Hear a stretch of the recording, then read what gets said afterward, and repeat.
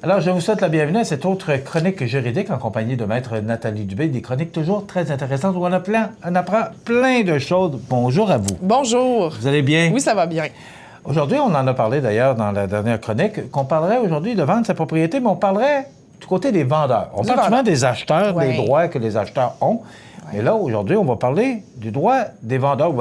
Est-ce qu'on va parler des... Droit, obligations, choses à faire. Oui. Qu'est-ce qui peut arriver? Qu'est-ce qu'on a à penser lorsqu'on vend notre propriété?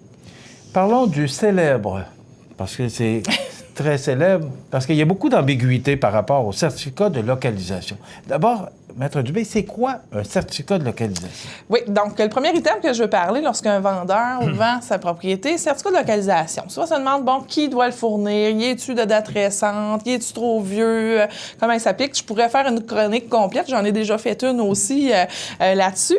Mais ici, le vendeur, c'est, oui, sa responsabilité de le fournir, mais le Code civil, qu'est-ce qu'il dit par rapport à ça? C'est que le vendeur doit fournir le certificat de localisation qu'il a en sa possession. Donc, ce n'est pas obligatoire. Sauf que là, faites attention, c'est une super protection pour le vendeur, autant pour l'acheteur que le vendeur, d'avoir son certificat de localisation. Donc, je ne dis pas, si vous n'en avez pas, de ne pas en faire faire, loin de là. Donc, pourquoi je voulais parler de ça pour le vendeur? C'est que souvent, les gens attendent la dernière minute parce que c'est quand même un frais, donc, de faire ce document-là. Mais quand on le fait à la dernière minute, s'il révèle quelque chose d'anormal, donc, parce que le certificat de localisation, il sert, oui, à situer sur votre terrain où est la maison, mais de vérifier tous les règlements municipaux reliés à votre propriété. Donc, si les arpenteurs font le certificat, l'envoient au notaire, on regarde ça, puis aucune marge de légale. Et là, je l'ai eu la veille de ma transaction. Là, est-ce que mon acheteur va accepter d'acheter une propriété qui n'a aucune marge de recul conforme? Qu'est-ce que vous entendez par marge de recul? Marge de recul, donc, exemple, règlements municipaux, il faut que la maison soit à 6 mètres de la rue. Donc, mettons, j'ai une maison où on connaît certaines rues, la maison est collée sur le trottoir. Donc, est-ce que je fais mon certificat de localisation et là, je vois ça? Est-ce qu'il y a des droits acquis? Est-ce qu'il faut corriger quelque chose? Est-ce qu'il faut obtenir une dérogation? Donc, on a besoin... Est-ce qu'il y a des servitudes aussi? Est-ce qu'on a besoin de ce document-là pour bien conseiller le vendeur? Oui, et l'acheteur également. Donc, c'est pour ça que c'est bien de l'avoir, même si le code dit le vendeur offre le certificat de localisation qu'il a en sa possession. Donc, même si vous n'en avez pas, faites-le faire et un petit peu d'avance. Parce que le boomerang pourrait revenir... Oui. Ça peut retarder une transaction ou ça peut carrément faire avorter une transaction s'il y a des problèmes trop grands sur le certificat. Juste un petit exemple, parce que je ne veux pas passer la chronique au complet sur le certificat. J'ai déjà eu un certificat de localisation qui répertoriait une conduite qui passait directement en dessous de la résidence. Donc, on a une conduite égout aqueduc qui passe en dessous de la résidence, même si elle est désaffectée. Il faut faire les vérifications, il faut s'assurer que tout est correct puis qu'il n'y aura pas de problème pour l'acheteur. Fait qu'il peut survenir plein de choses. Mais, obligation du vendeur, malgré que ce soit seulement le certificat que l'on fournit qui est écrit dans le code, le vendeur doit s'assurer d'avoir un certificat à jour. Donc, avec la rénovation cadastrale, oui, ça fait plusieurs années qu'elle est passée dans le coin, mais dans certaines paroisses aussi qui font partie de la MRC, ce n'était pas encore fait.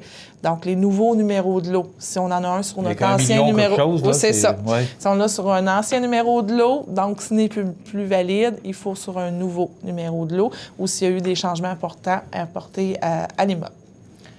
Courtier honoraire. Oui, je veux parler aussi de ce que l'on voit souvent, où ce que les vendeurs restent surpris on leur démontre leur prix de vente, puis qu'est-ce qu'on retient comme argent sur leur déboursement. Les honoraires de courtier immobilier, donc on sait tout le pourcentage, le montant lorsqu'on signe notre contrat de courtage. Ce que les gens oublient, mais souvent les agents le mentionnent, mais on l'oublie dans le cadre de la transaction, c'est que c'est taxable, les honoraires. Donc, TPS, TVQ applicable. Donc, si votre commission est de 3 000 ou de 7 000 c'est plus taxe.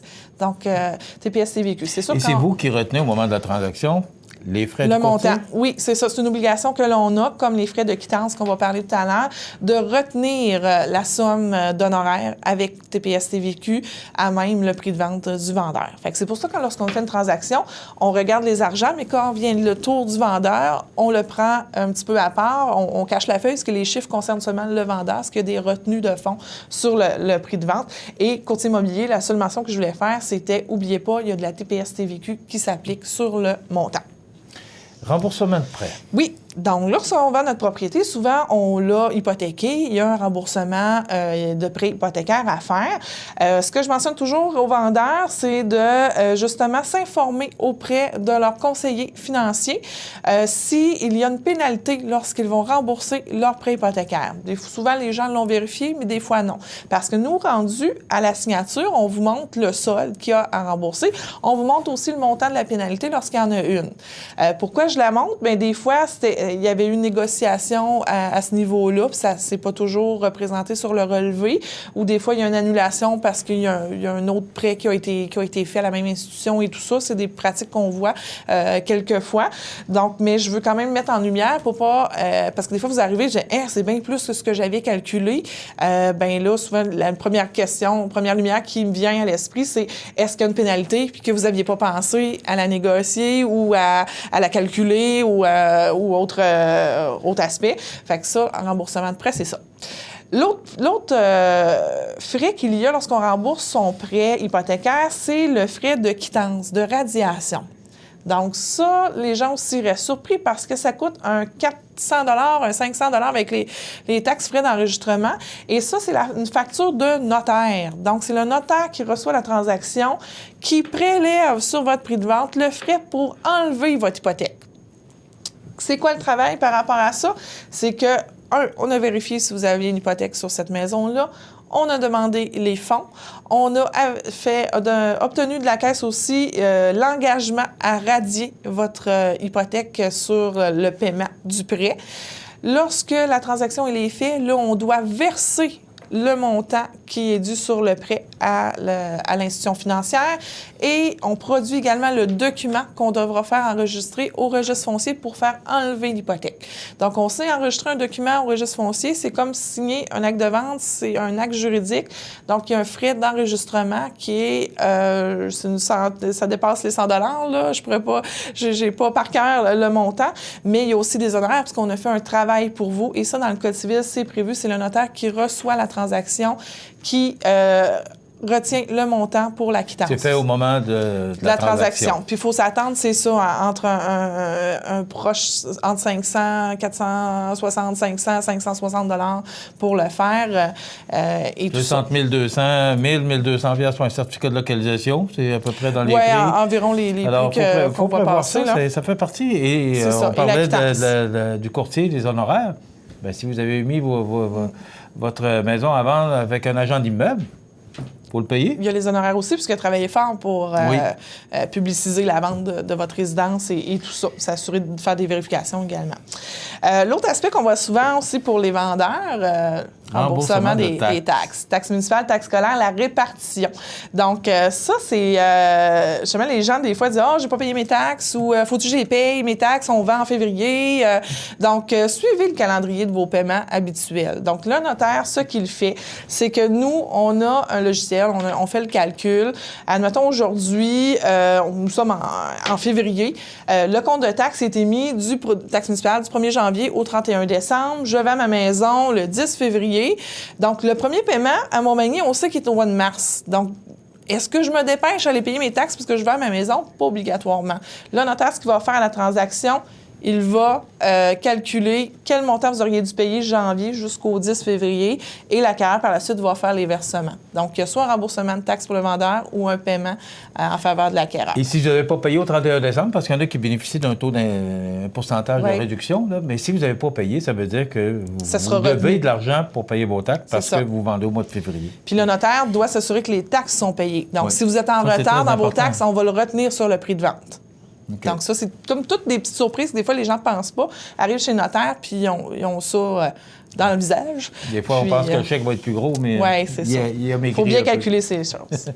Très intéressant. Donc, vendre sa propriété, je dis toujours de faire de vérifier avec des professionnels avant de vous embarquer pour être certain que tout est conforme, parce qu'aujourd'hui, les lois changent, mais il y a beaucoup de changements, mais il y a beaucoup de détails. Des petites lignes, des interlignes, puis des entrelignes, ça finit plus. Merci beaucoup, Maître Nathalie Dubé. Merci que vous pouvez rejoindre d'ailleurs au 418-248-7727 ou encore au 182 Avenue de la Fabrique à Montmagny, dans les mêmes bureaux que le Centre Desjardins aux entreprises. Merci beaucoup. On se retrouve dans 2 semaines. Et là, on va parler encore du certificat d'inaptitude, mais là, on va rentrer peut-être un petit peu plus en détail. Puis, on a des exemples à donner que ça vit des fois un peu de façon bizarre. Alors, merci beaucoup. Merci on se retrouve dans 2 semaines.